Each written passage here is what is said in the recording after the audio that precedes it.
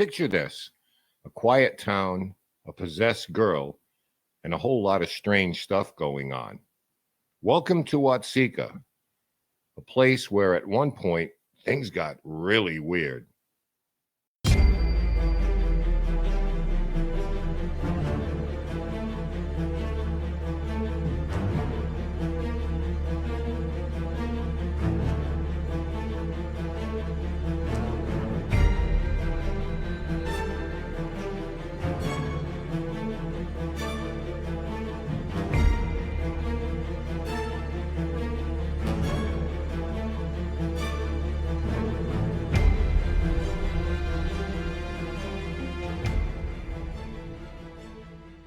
In the late 1800s, a young girl named Lurancy Vennum became the center of strange events in Watseka, Illinois, possessed by a spirit, speaking in an unfamiliar voice, and recalling past lives. Was this a genuine possession? Will you watch along for yourself and you be the judge? The Watseka Wonder case is one of the most compelling and widely discussed events in the history of paranormal phenomena in the United States. It involved the bizarre and unexplained experiences of a young girl named Lurancy Vennum, who in the late 19th century became the center of a mysterious possession by the spirit of a woman named Mary Roff, who had died several years earlier. This case, which took place in Watseka, Illinois, remains one of the most documented and debated incidents of spirit possession in American history, drawing attention from both the public and the scientific community. In the late 1800s, Watseka was a quiet rural community, but it was also a place where spiritualism and religious movements found fertile ground. During this time, many Americans were becoming increasingly interested in spiritualism as an alternative to mainstream religious practices. The idea of communicating with the dead was growing in popularity, and people began to believe that the human soul could transcend the physical world and interact with the living. In 1878, 14-year-old Lurancy suddenly began to exhibit strange behaviors, such as speaking in an unfamiliar voice, experiencing physical convulsions, and falling into trances. The symptoms were unlike anything her family had seen before. In the early stages of Lurancy's illness, the Vennum family sought medical help. They observed that she exhibited severe headaches, those trances, as well as convulsions that seemed to come and go without any clear medical explanation. At times, Lurancy's personality appeared to change entirely. She would suddenly lapse into unconscious states, during which she would act in a manner that was entirely foreign to those who knew her. During these episodes, Lurancy would speak in a low, deep voice that was not her own, and her mannerisms would become uncharacteristic of the girl who had once been full of energy. Initially, her family assumed that she had contracted some sort of physical illness that affected her nervous system or brain. However, her symptoms did not correspond to any known medical condition.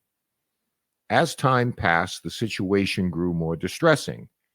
Lurancy began to have out-of-body experiences and claimed that she was no longer herself, but the spirit of Mary Roff, who had died more than a decade earlier.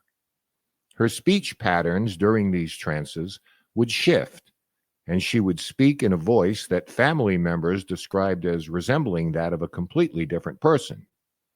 As for Mary Roff herself, she had been a prominent figure in the town of Watseka during her lifetime, though that life was marked by tragedy and mental illness. Born in 1831, Mary lived through much of the 19th century, a time of great social and cultural upheaval. She had married at a young age and had children, but her personal life was marred by struggles with mental health, including episodes of delusional thinking as well as extreme mood swings. Mary had been known to the townspeople as a deeply religious and devout woman. However, her religious fervor eventually gave way to what some described as signs of madness. Her mental health deteriorated over the years, and she became a tragic figure in Watseka.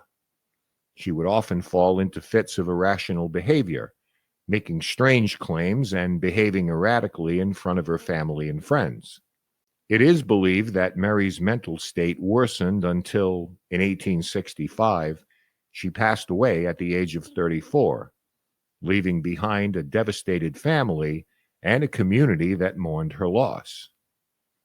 Lurancy began to give detailed accounts of Mary's life, facts that no one, including Lurancy herself, could have known. During her trances, she would speak about Mary's family and the circumstances of her life, details that were deeply personal and could not have been gleaned from any public record. These proclamations were witnessed by Mrs. John Roff, a relative of Mary's, who confirmed their reliability. They included references to Mary's mental health struggles, her tragic death, and even specific conversations Mary had with her family and close friends. One of the most striking aspects of this possession was Lurancy's ability to speak about events that took place after Mary's death, events that no one, including Lurancy, could have known. She would refer to Mary's relatives, and in some cases would even ask about their well-being as though she had just seen them the day before. This was especially perplexing because Lurancy had never met Mary Roff, nor had her family ever shared detailed accounts of Mary's life with her.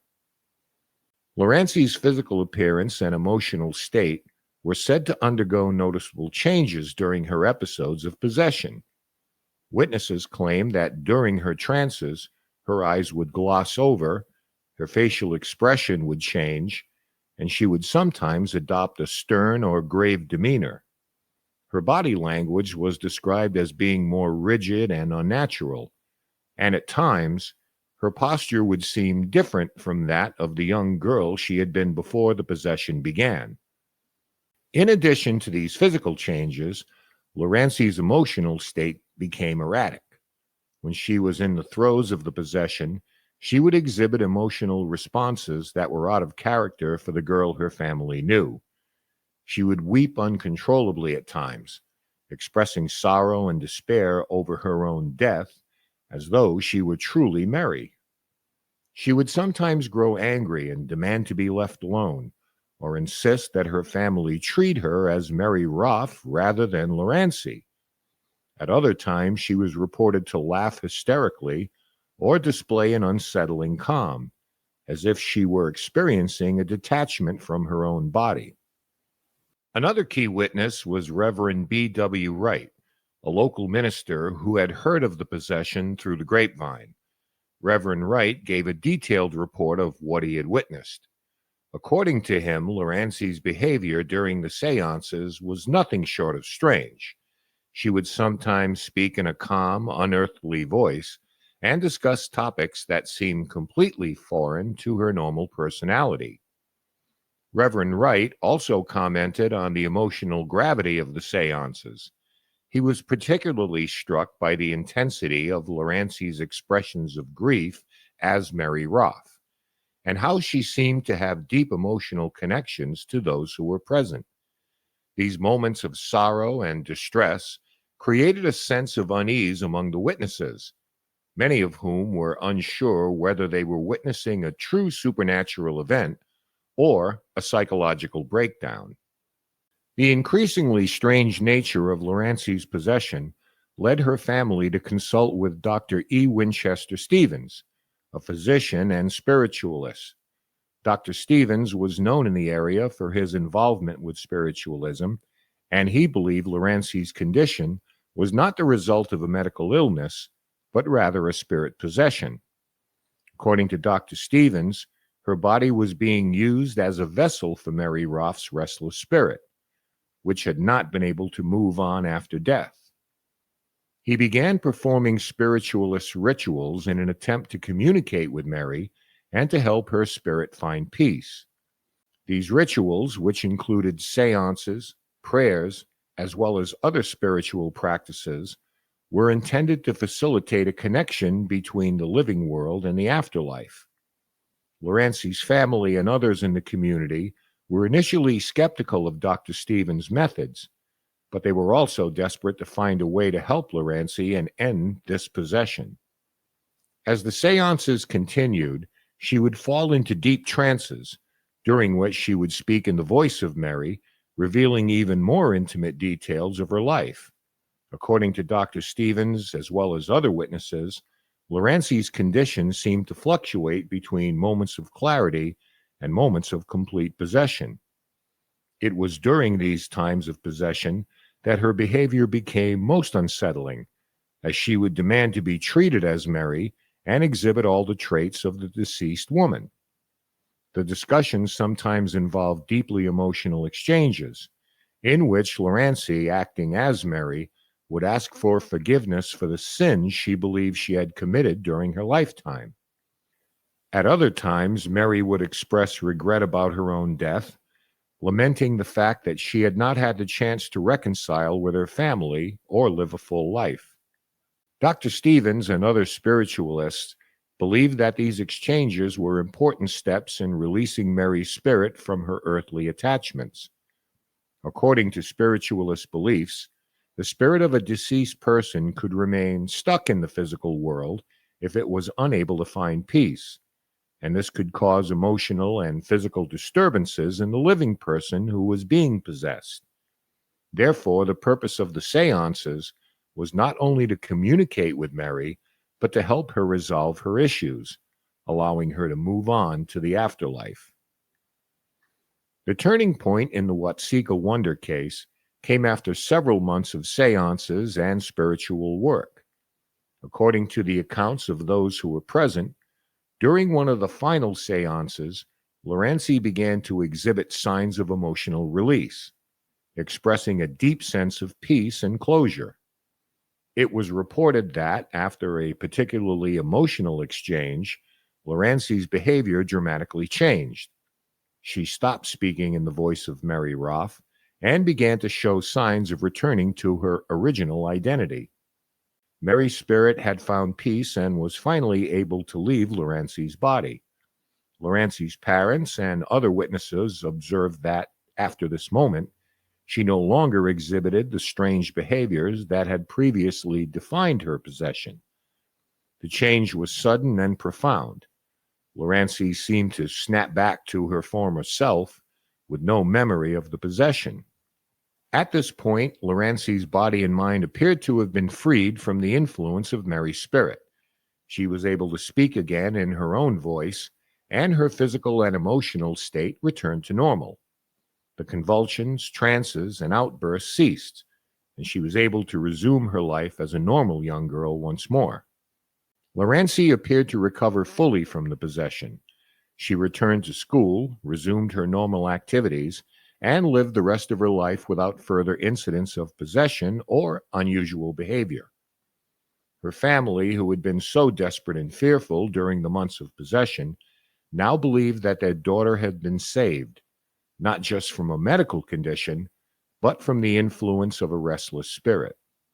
The dramatic and rapid change in Lurancy's condition was seen by her family and the spiritualists as proof that the healing process had been successful. Interestingly, after the possession ended, Lurancy had no memory of the events that had transpired during her time as a vessel for Mary Roff's spirit. She could not recall the conversations in which she had assumed the identity of Mary or the details she had spoken about Mary's life and death. This lack of memory is one of the most compelling aspects of the case. It suggested that the events of the possession had not been fabricated by Lurancy herself, but were instead the result of some external influence or force. While many in the spiritualist community saw Lurancy's recovery as a miraculous event, not everyone was convinced that her cure could be attributed to spiritual intervention.